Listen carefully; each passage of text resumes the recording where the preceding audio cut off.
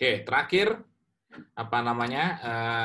Terakhir adalah tentang hierarki kebutuhan, ya, menurut Maslow, ya, hierarki kebutuhan menurut Maslow. Nah, digambarkan sebagai bentuk segitiga, ya, di mana yang paling dasar itu adalah tentang kebutuhan fisik, ya, kebutuhan fisik, dan kebutuhan fisik itu yang harus dipenuhi terlebih dahulu. Ya, jadi kebutuhan fisik adalah kebutuhan yang memang harus dipenuhi terlebih dahulu oleh oleh masyarakat atau manusia. Baru selanjutnya tentang keamanan, ya, safety. Keamanan di sini artinya kebutuhan untuk mengamankan kebutuhan fisiknya, gitu ya. Jadi misalnya orang mulai menabung segala macam itu kan karena dia berusaha agar dengan tabungannya manusia dapat memenuhi kebutuhan fisiknya apabila nanti ada kekurangan, gitu ya, kekurangan, sehingga bisa dari tabungan bisa diambil untuk memenuhi kebutuhan fisiknya. Lalu berikutnya adalah kebutuhan tentang udah berkaitan dengan sosial, gitu ya, sosial, dan seterusnya itu ke atas tentang sosial hingga akhirnya mencapai pada titik puncak yaitu aktualisasi diri, ya. Aktualisasi dari diri. Nah, contohnya apa sih aktualisasi diri itu ya? Misalnya Anda ingin lebih dikenal orang, misalnya gitu ya, lebih dikenal orang. Jadi atau Anda ingin berbakti buat kehidupan sosial Anda, gitu ya, gitu. Sehingga suatu saat ini juga akan menjadi kebutuhan, gitu ya. Jadi kalau apabila kita itu sudah terpenuhi kebutuhan dasarnya, ya, kebutuhan dasarnya sudah terpenuhi, maka umumnya masyarakat itu akan akan berusaha untuk mencapai kebutuhan berikutnya, yaitu aktualisasi diri, aktualisasi diri. Nah, yang terjadi sekarang ini kadang-kadang orang mau aktualisasi diri, gitu ya, tanpa terpenuhi terlebih dahulu kebutuhan kebutuhan dasarnya, kan gitu. Jadi kadang-kadang lucu, gitu. Kadang-kadang lucu karena memang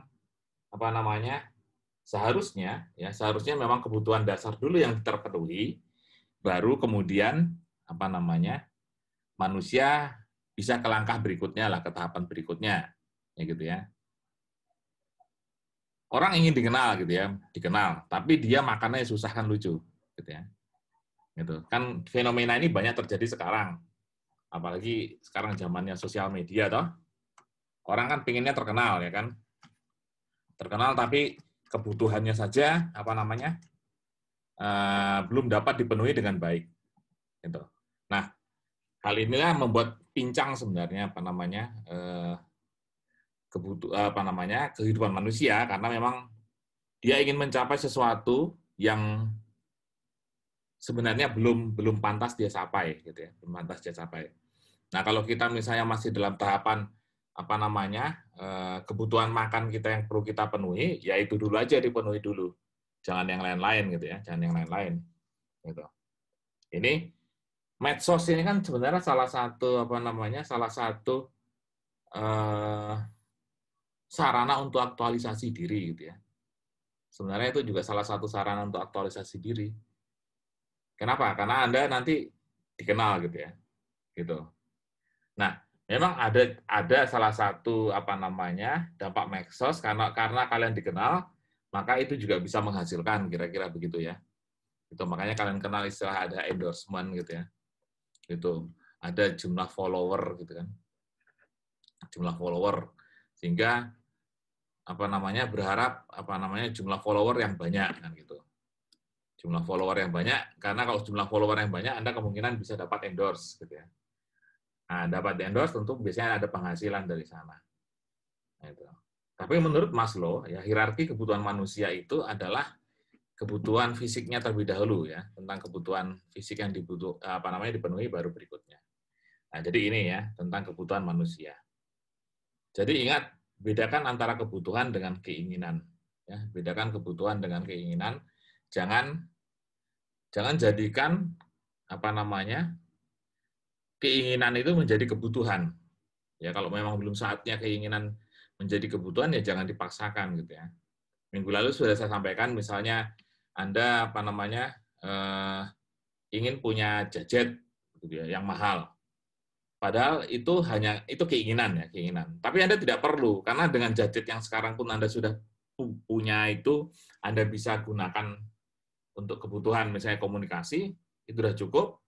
Tapi karena Anda punya keinginan gitu ya.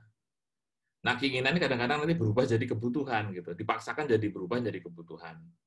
Nah, itulah kadang-kadang manusia atau kita gitu ya rata-rata memiliki sikap atau sifat semacam itu. Nah, itu yang harus apa namanya Anda perhatikan sebagai yang sudah belajar ekonomi, tentu harus bisa menetapkan kebutuhan itu berdasarkan skala prioritasnya. Nah, segitiga kebutuhan Maslow ini atau hierarki kebutuhan Maslow ini menunjukkan memang itu adalah tingkatan kebutuhan dari yang paling penting sampai yang tidak terlalu penting lah kira-kira begitu ya bagi orang banyak gitu sehingga apa namanya kehidupan tatanan manusia itu kehidupannya memang berjalan normal apabila kita mengikuti segitiga yang apa namanya yang disampaikan oleh Maslow ini. Nah selanjutnya ya ada prinsip ekonomi gitu ya prinsip ekonomi dalam apa namanya dalam perekonomian. Pertama, yaitu bagaimana tentang masyarakat mengambil keputusan. Kemudian bagaimana tentang orang berinteraksi. Kemudian bagaimana tentang perekonomian bekerja. Nah, ini adalah prinsip-prinsip ekonomi yang terlaksana di masyarakat. Pertama, misalnya, bagaimana masyarakat mengambil keputusan. Karena apa? Pertama, orang menghadapi trade-off. Trade-off itu kalau Anda mengambil keputusan, tentu Anda akan apa namanya membayar dampaknya gitu ya. Trade off itu kayak dampaknya lah gitu. Gitu. Nah ini. Kemudian ada biaya ya, ada biaya yang harus Anda ambil apabila atau Anda korbankan untuk memperoleh sesuatu. Ya, jadi untuk memperoleh sesuatu itu Anda harus mengorbankan sesuatu yang kadang kita sebut sebagai biaya gitu ya. Jadi misalnya kita mau membeli sesuatu kan ingin mendapatkan memperoleh sesuatu ya, tentu ada yang harus kita korbankan, yaitu kita membayar kan gitu ya, membayar. Nah itu adalah pengorbanan ya, pengorbanan yang kita lakukan untuk memperoleh sesuatu. Nah kemudian kita harus berpikir rasional dengan konsep marginal. Marginal itu tambahan gitu ya, tambahan.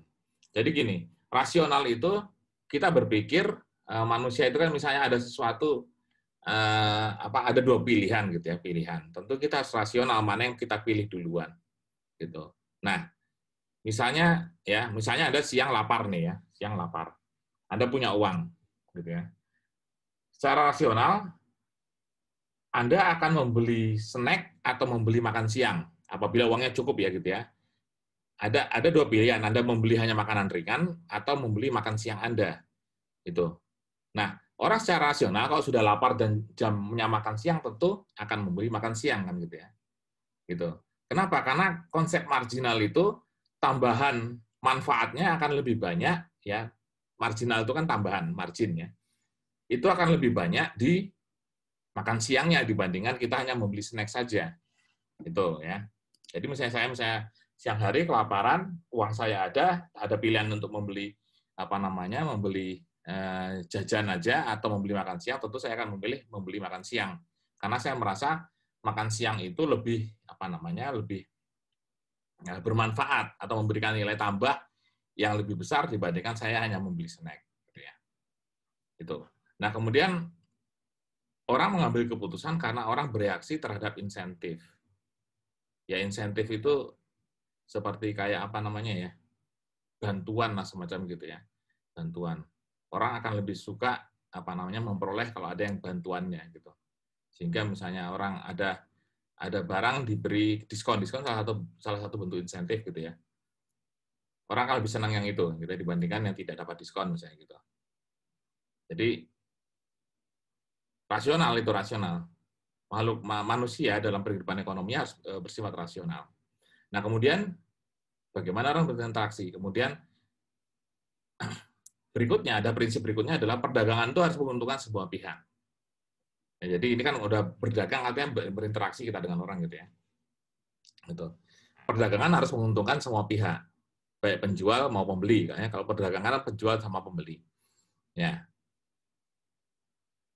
Dari sisi pembeli tentu tadi akan memperoleh kan untuk memperoleh sesuatu dia akan mengeluarkan biaya. Tapi dia harus untung apa? Dapat manfaat dari barang yang dia beli. Dan kemudian penjual bagaimana? Penjual tentu untung karena dia memperoleh selisih dari harga dasar dibandingkan harga jualnya, yaitu keuntungan gitu ya, keuntungan dari apa yang dia jual. Nah, sehingga kalau kita nanti jadi pedagang ya tentu kita akan berharap untung kan gitu ya. Tapi di sisi lain kita juga berkewajiban memperhatikan bahwa apa yang kita jual itu akan memberikan manfaat bagi yang membeli gitu ya. Jangan sampai yang membeli itu kecewa gitu ya. Kejadian banyak kecewa itu kalau apa namanya perdagangan online itu ya, beli online kita kan nggak tahu kadang-kadang barangnya seperti apa gitu ya, barang seperti apa. Oke kita online gitu ya, beli online, tahu-tahu datangnya tidak sesuai dengan keinginan kita gitu ya, keinginan kita. Nah sehingga kita merasa tertipu, pembeli merasa tertipu. Nah itu berarti kita tidak tidak menguntungkan semua pihak, yang untung mungkin hanya penjualnya saja. Karena dia dapat uang dan setelah itu dia hilang gitu. Dihubungi tidak bisa, kita mau protes tidak bisa. Nah ini jadi itu tidak tepat untuk itu ya. Jadi harapannya kita kalau melakukan perdagangan adalah perdagangan yang menguntungkan semua pihak. Nah kemudian pasar adalah tempat yang baik untuk mengatur kegiatan ekonomi. Ya jadi pasar itu kan konsepnya adalah tempat pertemuan penjual dan pembeli gitu ya. Nah di situ mengatur kegiatan ekonomi artinya mengatur pertukaran ya tingkat kegiatan pertukaran di mana nanti suatu barang atau jasa pindah ke tangan yang lain ya. Kalau dari penjual nanti ke pembeli gitu ya. Gitu. Dan itu mekanisme harga terjadi di sana gitu ya. Mekanisme harga terjadi di sana. Artinya apa? Ada proses tawar-menawar misalnya begitu ya. Proses tawar-menawar. Memang harga dasar itu ada sudah gitu ya. Jadi harga produksi itu ada, tapi ketika harga penjual kan karena penjual ingin dapat untung, tapi pembeli juga ingin membeli dengan harga yang lebih murah, itu rasional ya. Jadi pembeli itu ingin harga yang lebih murah itu rasional dan terjadilah tawar menawar misalnya gitu ya, tawar menawar. Nah baru setelah tawar menawar terjadilah deal atau kesepakatan, ya kesepakatan antara penjual dan pembeli. Nah itu berarti mekanismenya sudah berjalan dengan baik kan gitu. Mekanismenya sudah berjalan dengan baik. Itu. Nah ya jadi itu pasar. Kemudian pemerintah terkadang perlu mengatur mekanisme pasar. Ya. Jadi ini yang berikutnya ya, pemerintah perlu mengatur mekanisme pasar. Kenapa? Karena memang pasar kadang-kadang tidak bisa dikendalikan. Gitu ya. Pasar memang kadang-kadang tidak bisa dikendalikan. Misalnya hari-hari menjelang menjelang hari raya gitu ya. Dalam kondisi normal. Kalau sekarang karena masa pandemi kemarin, jadi harga juga tidak terlalu berubah gitu ya. Karena memang orang tidak bisa belanja, penghasilan turun sehingga harga juga tidak banyak berubah. Tapi misalnya hari-hari normal, masa tidak pandemi, kemudian mendekati hari raya itu umumnya cenderung harga itu naik, gitu ya, harga itu naik. Sehingga kadang naiknya tidak terlalu tidak terbendung atau keterlaluan lah naiknya, sehingga pemerintah perlu masuk ke sana, jadi mengatur mekanisme pasar. Pernah terjadi beberapa tahun yang lalu harga bawang putih itu sampai 100.000 per kilo, loh. Kalau kalian ingat ya, yang biasanya hanya 25.000 jadi 100.000 per kilo. Nah ini ada apa gitu ya? Jadi pemerintah pun meneliti kenapa bisa begini. Memang kalau untuk produk bawang putih Indonesia belum bisa memproduksi banyak gitu ya, karena kita masih cenderung impor dari daerah lain, negara lain gitu ya. Nah ternyata diteliti kalau impor bagaimana? Oh ternyata ada kasusnya kartel gitu ya. Jadi ketemu kartel bawang putih. Jadi kartel itu berapa importir kerjasama. Oke, kita tahan aja barangnya di gudang, jangan dijual agar harganya naik misalnya gitu ya. Gitu. Nah, berarti kan ada ada ketidaklancaran dalam saluran distribusi karena adanya ditahan. Nah, pemerintah masuk di situ ya, gitu, melalui regulasi segala macam bahwa tidak boleh melakukan hal semacam itu ya. Jadi kayak kartel gitu ya, apa namanya, persekutuan monopoli gitu juga nggak boleh. Gitu. Jadi sehingga harus itu diatur sehingga pemerintah bisa masyarakat bisa memperoleh harga dengan wajar. Nah, kemudian tentang bagaimana perekonomian bekerja, ya. Standar hidup negara tergantung pada kemampuan menghasilkan barang dan jasa. Nah, ini perekonomian bekerja dalam arti luas ya, bahwa mengatakan prinsipnya adalah standar hidup negara itu, suatu negara itu tergantung pada kemampuan menghasilkan barang dan jasa, gitu. Jadi produksi itu bukan cuma barang saja, tapi juga jasa, gitu. Nah itu, nah kemampuannya bagaimana? Nah posisi kita bagaimana Indonesia, gitu ya, misalnya Indonesia. Nah kalau kita banyak sudah bisa menghasilkan barang banyak, gitu ya, dan jasa pun banyak, gitu. Nah cuma kadang-kadang tidak cukup sehingga kita harus impor kan. Misalnya menghasilkan barang dari sisi pertanian, misalnya cabai. Nah, cabai kalau sekarang mungkin lagi banyak gitu ya produksinya sehingga harganya tidak naik. Tapi kadang-kadang tidak bisa karena mungkin masalah musim misalnya gitu ya, musim sehingga produksi produk pertanian kita menurun dan kita perlu impor gitu ya, impor. Nah, tapi pada intinya kita sebenarnya bagus sudah karena sudah bisa memproduksi barang gitu ya, barang dalam hal ini pertanian gitu. Nah, kalau saya amati memang negara yang memiliki kemampuan menghasilkan barang dan jasa tinggi saat ini ya Cina gitu ya, Cina. Jadi Cina ada satu negara yang memang bisa memproduksi barang dan jasa banyak sekali. Sehingga dia bisa murah menjualnya gitu ya. Gitu. Coba amati aja, rata-rata produk yang kita gunakan kan dari Cina kan. Gitu. Coba Anda lihat. Apa yang Anda kenakan lah sekarang ini ya. Apa yang Anda pakai. Ponsel. Ponsel Cina kebanyakan gitu ya. Gitu. Saya pakai komputer pun misalnya gitu ya. Itu kebanyakan komponennya dari Cina. Gitu. Jadi apa? Bawang putih banyak dari Cina. Jadi ya itu makanya Cina dibilang negara perekonomian terkuat saat ini ya bisa jadi sehingga secara politik ya Amerika juga terganggu kan gitu ya makanya sekarang mereka lagi perang dingin lah dalam dagang gitu. Nah kemudian prinsip yang lain adalah harga akan naik bila pemerintah terlalu banyak mencetak uang ya ini makro ya jadi tentang moneter jadi ilmu tentang keuangan di negara itu ada disebut ekonomi moneter gitu. Di sana mengatakan bahwa kalau jumlah uang beredar banyak ya jadi uang beredar itu banyak maka akan menaikkan harga-harga gitu ya. Kenapa begitu gitu ya, kenapa begitu? Prinsipnya begini, uang itu pun sebenarnya merupakan barang ya, uang itu merupakan barang ya. Yang kalau barangnya banyak manfaatnya atau artinya itu menurun gitu. Artinya itu manfaatnya itu turun gitu ya, turun. Analoginya bagaimana? Analoginya gini, misalnya kita di gurun pasir gitu ya, di gurun pasir. Anda punya air sedikit itu harganya atau manfaatnya, artinya itu besar sekali kan. Nah besar sekali itu misalnya kita satukan dalam rupiah mahal lah kira-kira begitu gitu ya. Gitu.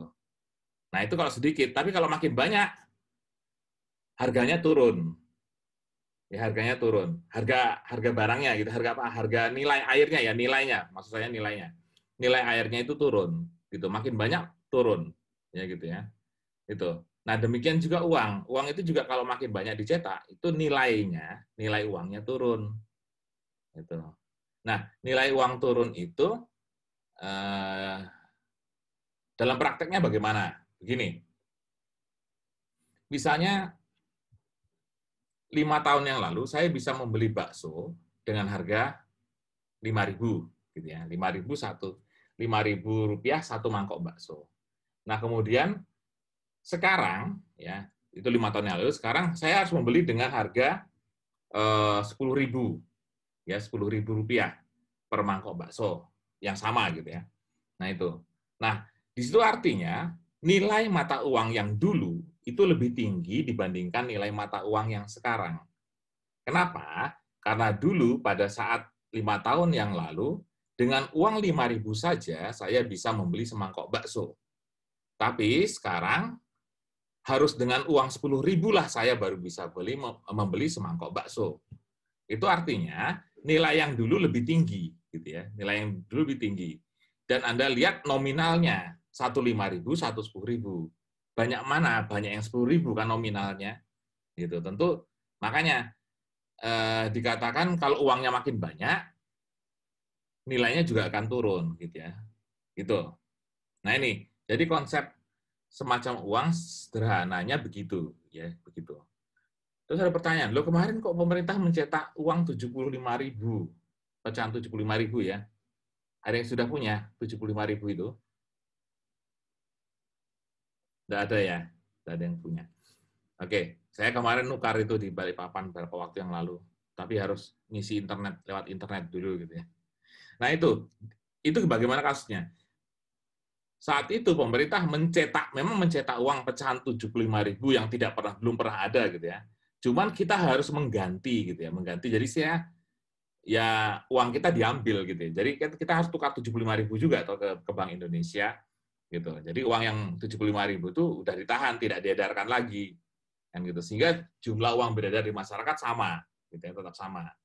Jadi pemerintah memberikan 75.000 dalam bentuk cetakan baru, kita harus membayar menukar uang kita ke Bank Indonesia, dan uang di Bank Indonesia harusnya tidak mengedarkan itu lagi, ditahan aja gitu ya. Sehingga tetap jumlah uang beredar yang di masyarakat itu sama gitu ya.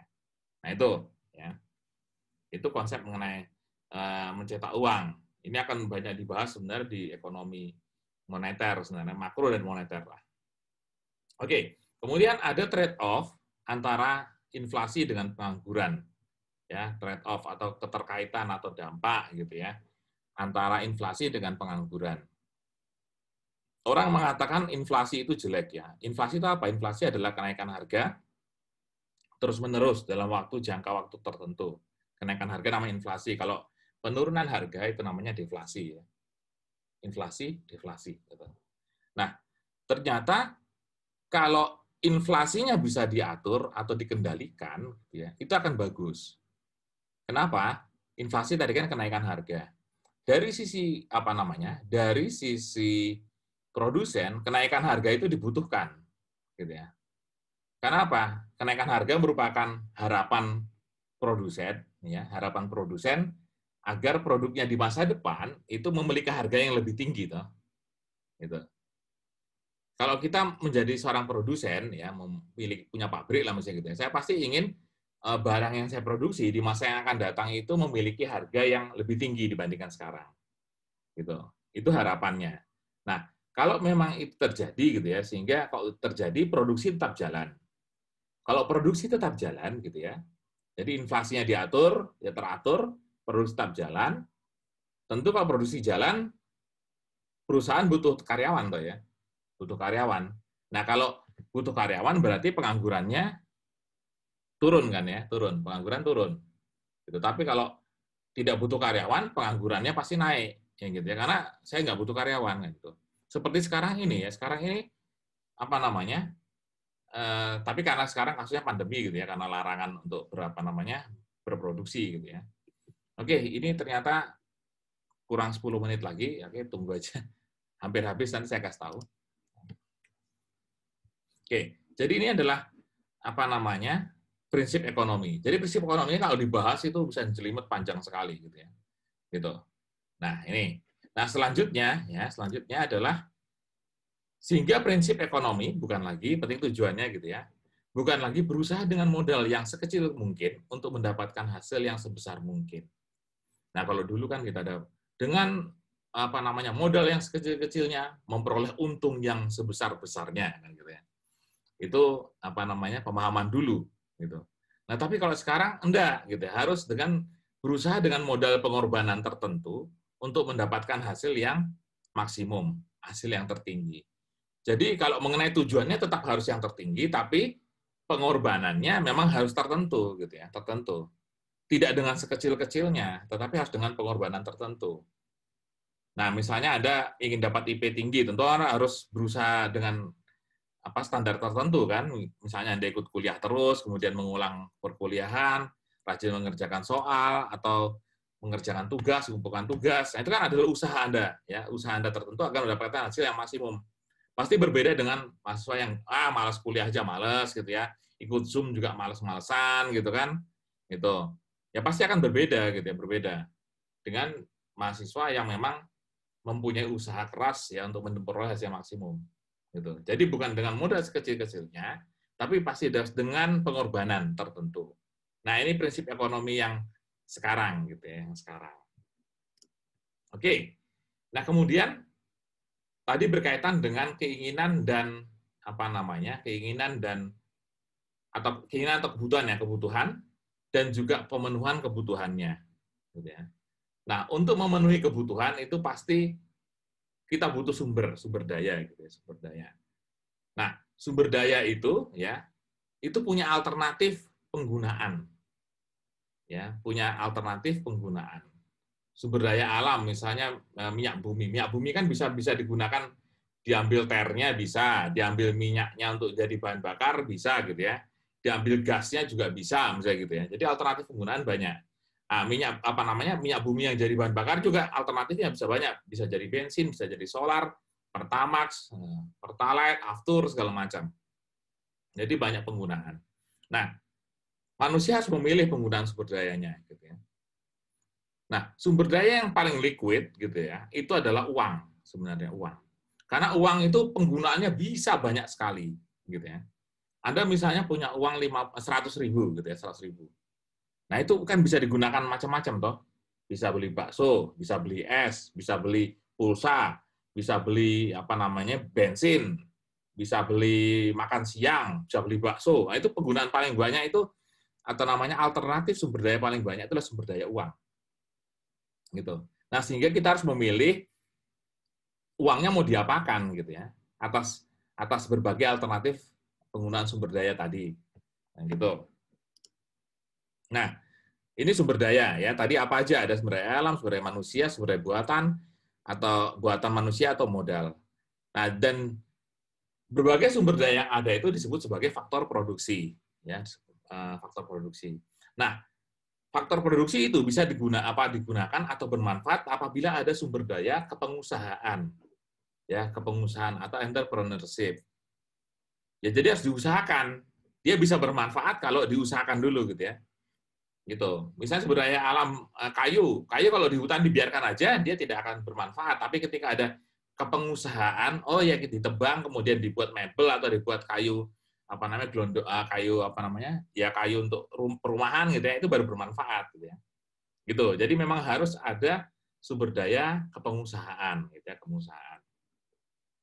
Nah, kemudian ya sumber daya tadi itu terbatas gitu ya. Sumber daya itu terbatas. Jadi ada scarcity.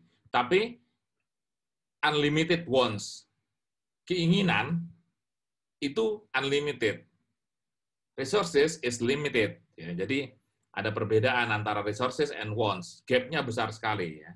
Gitu. Nah, sehingga terjadilah kelangkaan, scarcity. Scarcity itu kelangkaan gitu ya. Minyak bumi kan sempat langka kan gitu ya. Tapi waktu itu karena mungkin perang di Timur Tengah, kemudian produksi mandek langka, itu semacam itulah gitu ya. Gitu. Kan ada banyak barang yang pernah langka gitu ya. Langka itu artinya sulit di pasaran atau sulit diperoleh gitu ya. Gitu. Kayu ulin juga sekarang termasuk langka karena sudah habis gitu ya. Habis. Nah, itu. Kemudian karena ada kelangkaan tadi, kita butuh pilihan, choices. Ya, memilih. Jadi misalnya tadi kayunya akan kita gunakan apa, sebagai mebel kah atau sebagai sebagai kayu untuk rumah, itu pilihan gitu ya. Nah, setiap pilihan yang diambil itu ada yang dikorbankan gitu ya, dikorbankan. Nah, pengorbanan ini disebut sebagai opportunity cost gitu. Jadi kalau kita meraih sesuatu tapi mengorbankan yang lain, maka pengorbanan ini dianggap suatu biaya yang dikenal sebagai opportunity cost, ya opportunity cost. Gitu. Ya misalnya ini, Anda jam sekian, jam sekarang ini bisa kuliah, bisa juga tidur. Ya, nggak mau ikut kuliah saya terus tidur. Gitu. Nah, kalau Anda mengambil kuliah dan mengorbankan tidur Anda, berarti Anda ada pengorbanan tidur, toh. Nggak tidur siang, toh. Nah, itu kalau dibiayakan, itu disebut sebagai biaya opportunities atau biaya kesempatan, ya bahasa Indonesianya. Atau opportunity cost. Nah, itu semacam itu. Nah, kemudian dalam perekonomian itu ada basic economic problem, ya, tentang kebutuhan manusia yang unlimited, gitu ya, unlimited, dan juga sumber daya yang terbatas. Nah, sehingga pemilihan produk yang tepat dan untuk siapa produk itu diproduksi. Ya. Sehingga tadi muncul yang namanya opportunity cost, gitu ya, opportunity cost itu. Ini the highest value next best alternative that must be sacrificed to attain something or satisfy a want. Jadi harus ada yang dikorbankan, sacrifice itu kan dikorbankan gitu ya. Suatu yang dikorbankan untuk memperoleh suatu keinginan yang memang lebih memberi satisfy gitu ya, bermanfaat. Oke, kemudian ini ada macam kegiatan ekonomi itu apa aja gitu ya. Ada produksi, konsumsi, distribusi ya. Produksi itu di tingkat produsen, konsumsi itu di tingkat konsumen. Kemudian distribusi ya. Nah, baru masalah perekonomian apa? Itu adalah masalah apa yang akan dibuat, bagaimana cara membuatnya, dan siapa yang akan untuk siapa barang itu dibuat. Itu. Nah, akan saya lanjutkan minggu depan yang untuk materi kita di pengantar ilmu ekonomi kali ini cukup ini gitu ya. Nanti Anda bisa ulang lagi, lihat lagi videonya gitu kalau Anda kurang jelas, dan akan saya lanjutkan lagi minggu depan ya.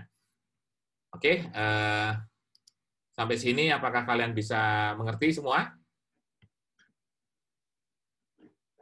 Halo? Bisa, Pak. Bisa ya. Oke. Baiklah, kalau gini kelas ini selesai tutup dulu ya. Kemudian nanti ketika saya sudah WA silakan bergabung untuk kelas berikutnya ya. Kelas berikutnya Applikom, oke? Ya? Ya, Pak, siap, Pak. Siap. Iya, Pak. Oke, sampai jumpa lagi di kelas berikutnya.